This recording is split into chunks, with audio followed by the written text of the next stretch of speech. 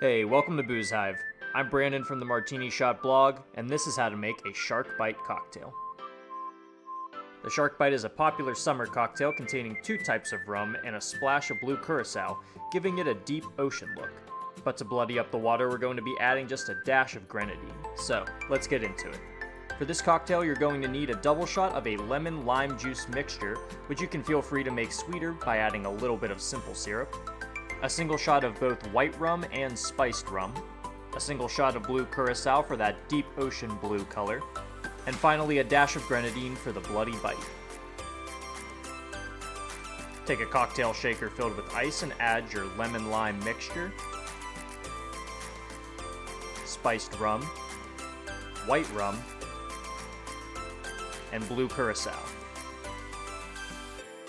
Give it a good shake, and strain it into a martini glass.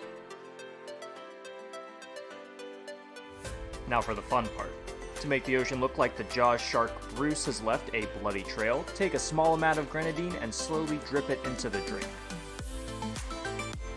And there you have it, a bloody shark bite. We hope you enjoyed the video. Be sure to subscribe to boozehive.com and martinishot.blog for more creative cocktails.